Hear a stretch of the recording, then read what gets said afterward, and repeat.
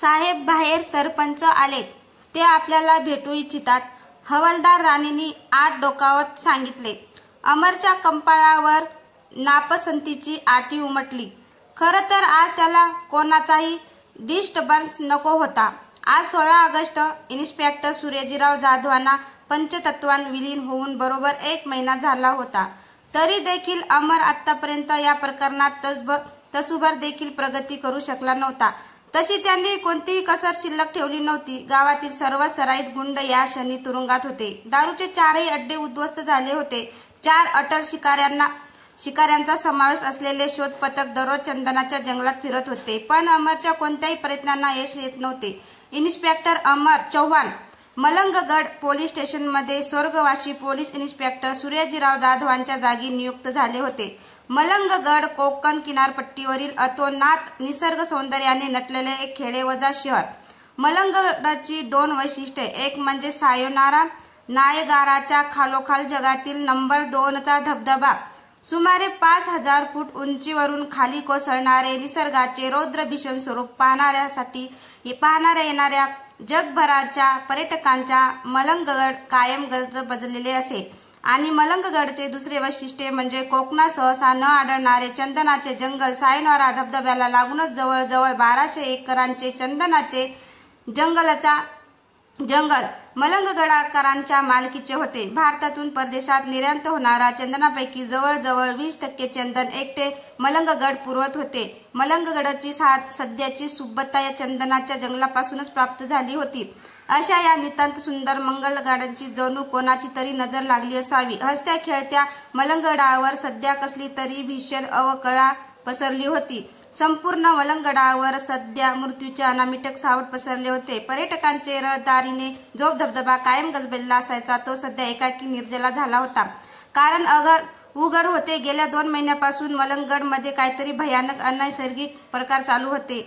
मलंगगडवासियांना सर्वात पहिला धक्का 7 जूनला बसला होता. त्या दिवशी अमावस्या होती. संध्याकाळपासून पाऊस भरून आला होता. विजांचा कडकडाट चालू होता. ढगांचा गडगडाट वातावरणातील भीषणात वाढत होता. पावसाच्या भीतीने सर्व मलंगगडकर आपली कामे पटापट आटोपून गुपचूप घरात बसले होते. पण 22 वर्षाच्या मंदाकिनीच्या मनात काहीतरी वेगळेच होते. शहरातून नुकतीच ग्रॅज्युएट होऊन आलेल्या मंदाकिनीला सायोनारा धबधब्याची विलक्षण ओढ होती. गावाला आला की तासनतास धबधब्यावर जाऊन धबधब्याचे निरीक्षण करणं हा तिचा आवडता छंद होता. आता देखील तिला विजांच्या कडकडात सायोनारा कसा दिसतो हे पाहायचे होते. पण यावेळेस धबधब्यावर जायला तिला कुणीही परवानगी दिली नसती. आई ज्योत्स्नाकडे जाऊन येते ग असे आईला सांगून ती सटकली. तिचा जिवलग मैत्रिणीला ज्योत्स्नाला तिने धबधब्यावर यायचा खूप आग्रह केला. पण विजांच्या कडकडातून धबधब्यावर येण्यास ज्योत्स्नाने स्पेशल नकार दिला आणि मंदाकिनी एकटीच धबधब्यावर गेली. जीत्या जागत्या मंदाकिनीचे ज्योत्स्नाला झाले ते शेवटचे दर्शन. रात्री बराच उशीर झाला तरी मंदाकिनी घरी आली नाही म्हणून तिचे वडील तिला शोधण्यासाठी ज्योत्स्नाच्या घरी आले. अशा वेळी मंदाकिनी धबधब्याकडे गेली असल्याचे ऐकून ते फार हादरले. ताबडतोब शेजाऱ्या पाजारांच्या 4-5 गावकऱ्यांना बरोबर घेऊन ते धबधब्यावर मंदाकिनीला शोधायला आले. त्यांनी बरीच शोधाशोध केली पण व्यर्थ. मंदाकिनीचा ठाव ठिकाणा लागला नाही आणि एवढ्या अपरात्री चंदनाच्या जंगलात घुसणे धोक्याचे होते. दुसऱ्या दिवशी सकाळी दाट जंगलात खूप आतमध्ये मंदाकिनीची मृतदेह अर्धवट फाडलेली अवस्थेत आढळला. मंदाकिनीची कुठल्या तरी प्राण्याची झटापट झालेली दिसत होती. धबधब्यापासून आतापर्यंत कुठल्या तरी प्राण्यांच्या पंजाचे खुन्या होत्या. तपासांती त्या वाघाच्या पंजाच्या असल्याचे आढळून आले. व्यर्थ अत्यंत साफ होता. मलंगगडमध्ये नरभक्षक वाघाचे आगमन झाले होते. इन्स्पेक्टर सूर्यजीव जाधवांनी मलंगगडच्या जंगलात कोपऱ्यांनी कोपरा शोधून काढला पण त्यांना वाघाचे नख देखील दृष्टीला पडले नाही. मलंगगडच्या जंगलातील वाघ 20-25 वर्षापूर्वीच नामशेष झाले ही वस्तुस्थिती होती. मलंगगडच्या रहिवासी व्यापारी तत्वावर चंदनाची लागवड सुरू केली. त्यावेळेस त्यांची सुरक्षिततेचा उपाय म्हणून बऱ्याचशा वाघांची शिकार केली होती. त्याशिवाय बहुसंख्य वाघ प्राणी संग्रहालयाला भेट दिले होते. मलंगगडातील शेवटचा वाघ म्या मारला त्यावेळेस म्या फक्त 17 वर्षाचा होतो बघा. अशी फुरशकी मारत गावचे सरपंच हनुमंतराव पाटील कायम आपल्या कल्लेदार मिशांना पीळ देत गावभर उंडारत असत. मग हा नरभक्षक वाघ आला कुठून? मंदाकिनीच्या मृत्यूचे गूढ हे अद्याप उलगडले नसताना 18 जुलैला मलंगगड पुन्हा एकदा हादरले. सुधा खोकले, वय फक्त 17 वर्षे, गावातल्या खोकले मास्तरांची मुलगी, दिसायला अत्यंत सुंदर, गावातल्या ज्युनियर कॉलेजातील मुलांना स्वयंस्फूर्तीने घोषित केलेली कॉलेज क्वीन. पण मुलांनी हिला दुसरे नाव बहाल केले होते, ते म्हणजे कडक बिजली. नावाप्रमाणे तेच अत्यंत धाडशी. एकदा ती अमावस्येच्या रात्री पैजेवर स्मशानात झोपून आली होती. तर अशी ही सुधा. तिला कुणीतरी सांगितले मंदाकिनी भूत झाली आहे. दररोज सायंकाळी 7 वाजता ती धबधब्यावर दिसते. झालं भूत कसं असतं ते बघण्यासाठी मी एकटीच धबधब्यावर गेली. ती पुन्हा दिसलीच नाही. धबधब्याजवळील मातीत फक्त वाघांच्या पंजाचे ठसे आढळून आले. मंदाकिनीचे प्रेत तरी मिळाले होते, पण सुधाचे प्रेत देखील मिळाले नाही. ती जशी काही हवेतच गायब झाली. इन्स्पेक्टर सूर्याजीरावांनी जंग पछाडलेले, पण त्यांना नरभक्षक वाघांचा केस देखील सापडला नाही. पण मलंगगडाचे दुर्दैव एवढ्यावरच संपले नव्हते. मलंगगडाच्या गावाबाहेर कष्टकरी लाकूड फोड्या मजुरांची वस्ती होती. चंदनाची लाकडे फोडण्यासाठी लांबून आलेले कष्टकरी मजुरांच्या जवळजवळ 20-25 झोपड्या येथे वसलेल्या होत्या. त्यातच एक झोपडी होती दादू चौगुलेची. दादू जेवढा काळा कुट्ट तेवढीच त्यांची पोर. जानवी गोरीपान होती. बाया बाबड्या तिला कौतुकाने म्हणायच्या, बये कुठच्या तरी राजांच्या पोटी जन्माला यायची, चुकून दादूच्या पोटी जन्मलीस. 16-17 वर्षाच्या जानवीवर लाईन मारायला समस्त मलंगगडामधल्या टपोरी पोरांच्या त्या झोपडपट्टीत चक्रा चालू असायच्या. 15 ऑगस्ट स्वातंत्र्य दिन. त्या दिवशी जानवी पहाटे 5 वाजता उठली. तिला कॉलेजमध्ये झेंडावंदनासाठी लवकर जायचे होते. अंघोळीसाठी विहिरीचं पाणी काढायला म्हणून जवळच्या विहिरीवर गेले. एवढ्या पहाटे विहिरीवर चिटपाखरू देखील नव्हतं. पाणी भरायला गेलेल्या जानवीची करुण किंकाळी ऐकून तिचा बाप धावत आला. त्याला फक्त जंगलात अदृश्य होणारा वाघ पाठमोरा दिसला. थोड्या वेळाने इन्स्पेक्टर सूर्याजीराव आणि समस्त गावकरी जंगलात घुसले, पण वाघ किंवा जानवी कोणाचाही थांग लागला नाही. आता मात्र मलंगगड चांगलेच हादरले. दिवसा ढवळ्या देखील गावकऱ्यांनी धबधब्यावर फिरकणे बंद केले. चंदनाच्या जंगलातील वृक्षतोड बंद झाली. जंगल सुने पडले आणि मलंगगडवर मृत्यूची भयान अवकळा पसरली. या सर्व प्रकरणाचा तपास इन्स्पेक्टर जाधव कसोशीने करत होते, पण त्यात त्यांना यश येत नव्हते. इन्स्पेक्टर सूर्याजीराव हे अत्यंत निधड्या छातीचे व्यक्तिमत्व होते. भीती हा शब्द त्यांच्या शब्दकोशात नव्हता. या प्रकरणाचा तपास करण्यासाठी रात्री 2-2:30 वाजता देखील गावातून गस्त घालीत. रात्री 12 वाजता देखील एकटेच धबधब्यावर जाऊन येत. वाघाला ठार मारण्याची त्यांनी प्रतिज्ञा केली होती. 16 ऑगस्ट या दिवशी रविवार होता.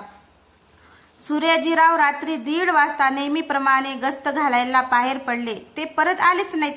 मलंगगडाला लागून असलेल्या डांबरी सडकेवरच सूर्याजीराव मृतावस्थेत आढळले. त्यांची मोटरसायकल अस्ताव्यस्तपणे पडली होती. पोस्टमार्टमच्या रिपोर्टानुसार रोडवरील खड्ड्यातून मोटरसायकल अचानक उडून सूर्याजीराव लांब फेकले गेले असावेत आणि दगडावर डोके आपटून कवडी तटकल्यामुळे ते जागीच खल्लास झाले असावेत. एक मृत्यू, 2 बेपत्ता आणि आता हा 3रा अपघात, तो सुद्धा सूर्याजीरावांसारख्या कार्यकुशल इन्स्पेक्टरचा.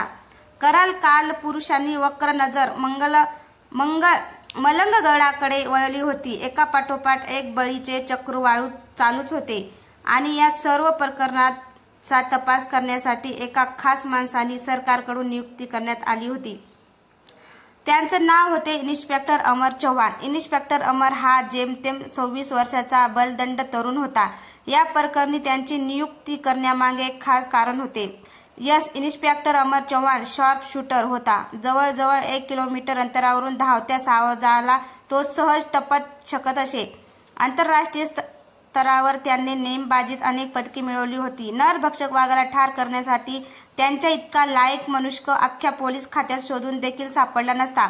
पण अमर चव्हाणने गेल्या महिन्याभर शर्थीचा प्रयत्न करून देखील त्याला कोणताही पुरावा मिळाला नव्हता. त्या 2 तरुणी जणू हवेत विरल्या होत्या. नरभक्षक वाघ देखील गेल्या महिन्याभर कुठेतरी गायब झाला होता आणि गावच्या सरपंचांनी तर रोज पोलीस स्टेशनला फेऱ्या मारून अमरचे डोके पिकवले होते. सरपंचाचे म्हणणे त्याला कळत होते. त्यांची अंगतिकता त्याला समजत होती, पण त्याचा देखील इलाज नव्हता आणि आज 16 सप्टेंबर होती. सकाळी सूर्याजीरावांचा घरूनच त्यांचे मासिक स्राव आटोपून अमर चव्हाण पोलीस स्टेशनला आला. आज कोणत्याही परिस्थितीत या प्रकरणाचा तपास लावण्याची त्यांनी जिद्द बांधली होती. सकाळपासून सूर्याजीरावांची फाईल उघडून तो बसला होता. आज त्याला कोणाचाही डिस्टर्ब नको होता आणि म्हणून आज त्यांनी सरपंचांची भेट घेणे देखील नाकारले होते. आता रात्रीचे जवळजवळ 12 वाजले होते. स्टेशनमध्ये मधले दोन्ही हवालदार गावात गस्त घालायला गेले होते. अजूनही अमरच्या टेबलवर सूर्याजीरावांची फाईल होती. सकाळपासून डोके खूप सून देखील अजूनही त्याला कोणताही धागा सापडत नव्हता. सूर्याजीराव जाधव इन्स्पेक्टर ट्रेनिंगच्या वेळेस त्यांचा रूम पार्टनर होता. जवळजवळ पूर्ण वर्ष त्यांनी एकत्र काढले होते आणि त्या कालावधीत त्याला सूर्याजीचा एक खास पैलू समजला होता. मोटरसायकलवर त्यांचा कमालीचा ताबा होता. त्यामुळे सूर्याजींचा मोटरसायकल ॲक्सिडेंट होतो ही गोष्ट मनाला कुठेतरी खटकत होती. टेबलवर डोके टेकून विचार करता करता मध्येच कधीतरी त्याला झोप लागली आणि अचानक केबिनमधील वातावरण बर्फासारखे गार झाल्याचे त्याला जाणवले. थंडीने शहरातच जो जागा झाला त्याने सहजच घड्याळाकडे पाहिले. घड्याळात रात्रीचे 2:30 वाजले होते. बरोबर 1 महिन्यापूर्वी सूर्याजी याच वेळी मृत्युमुखी पडला असेल या विचाराने तो आधीच शहराला बाहेर पावसाची पिरपिर चालूच होती. डबक्यातील बेडकाचे डराव चालू होते. जंगलातून मध्येच अभद्र कोल्हेकुई ऐकू येत होती. रात्रीच्या वेळेस धबधब्याचा आवाज वातावरणातील भीषणात वाढवत होता आणि त्याच वेळी बाहेरच्या कॉरिडॉरमधून कोणाच्या तरी बुटांचा खाट आवाज ऐकू येऊ लागला. इन्स्पेक्टर अमर चव्हाण एकदम सतर्क झाला. त्याचा हात रिव्हॉल्व्हर होल्स्टरकडे गेला. एवढ्या सोसाट्याचा वारा जोत आला. अमर चव्हाणच्या केबिनचा दरवाजा खटकन उघडला गेला आणि त्या व्यक्तीने अमरच्या कॅबिनमध्ये प्रवेश केला. 6.5 फुटाची ताडमाड उंचीला शोभेल असे बलदंड शरीर आणि ओठावर पिळदार मिशा. अमरने त्या व्यक्तीला पाहता क्षणी ओळखले आणि तो बर्फासारखा थंडगार झाला. तो इन्स्पेक्टर सूर्याजीराव जाधव होता आणि इन्स्पेक्टर सूर्याजीराव जाधवांच्या मृतदेहावर स्वतः अमरने अग्निसंस्कार केले होते. तो डोळे विस्फारून त्या व्यक्तीकडे पाहू लागला. त्या व्यक्तीने खिशातून एक डायरी काढली. ती अमरच्या टेबलावर टाकली आणि अमरला सांगितले, यातून तुला काहीतरी मार्ग सापडेल. ही माझी पर्सनल डायरी आहे. आणि इन्स्पेक्टर सूर्याजीराव जसे आले तसे निघून गेले. अमर भानावर आला. खोलीतले वातावरण पुन्हा पूर्वीसारखे नॉर्मल झाले होते. खोलीत कुणीही नव्हते आणि अमरच्या टेबलावर एक लाल रंगाची डायरी पडली होती. डायरीचं नाव होतं inspector Suryajirao Jadhav, Malanggad police station. डायरीमध्ये काही ठराविक तारखांच्या नोंदी होत्या. 8 जून 1992 का कुणास ठाऊक मंदाकीचे प्रेत वाघाने फाडल्यासारखे वाटत नाही. तिच्या अंगावरचे ओरखडे शक्तिशाली वाघाचे वाटत नाही. वाघांच्या पंजाच्या मातीत उमटलेल्या खुणा वाघांच्या पंजाच्या आहेत हे मनाला पटत नाही. 125 किलो वजनी वाघांच्या पंजाच्या खुणा खूप खोलवर उठायला पाहिजेत, पण या खुणा तेवढ्याच वजनदार प्राण्याच्या वाटत नाहीत. काहीतरी पाणी मुरतंय खास. 8 जुलै 1992 नरभक्षक वाघ गेल्या महिन्याभरात फिरकला नाही. रक्ताची चटक लागलेला वाघ दर 4 दिवसांनी भक्ष्य शोधायला आला पाहिजेत. मग तो महिनाभर कुठे गेला? 18 जुलै 1992 वाघाचे पंजे सरपंचाच्या वाड्यापर्यंत आले होते. त्या वाड्यात सध्या कुणीही राहत नाही. वाघ गेला कुठे? 19 जुलै 1992 सहज म्हणून सरपंचाच्या गावातल्या वाड्यावर चक्कर टाकली. सरपंचाच्या दिवाणखान्यातल्या भिंतीवरील वाघांची अखंड कातणी न्याहाळणं हा माझा आवडीचा छंद. पण आज त्या 2 कातड्यापैकी एक कातड गायब होतं. सरपंचाला त्याबद्दल विचारलं असता सरपंच गडबडीचे मित्रांचे कसलं तरी व्रत चालू आहे, त्याला पूजेसाठी असणं म्हणून कातड दिल्याचे सांगितले. 15 ऑगस्ट 1992 पुन्हा एक वार वाघांच्या पंजाचे ठसे सरपंचाच्या वाड्याकडे वळले होते. आश्चर्य म्हणजे दिवाणखान्यात वाघांची दोन्ही कातडी लावलेली होती. कातड चाचपून बघितलं. माझा अंदाज खरा ठरला. कातड पावसात भिजल्यासारखं वाटत होतं. कातड भिजलं कसं? बाहेर धुवावर पाऊस चालू होता. कातड पावसात कोणी नेलं असावं?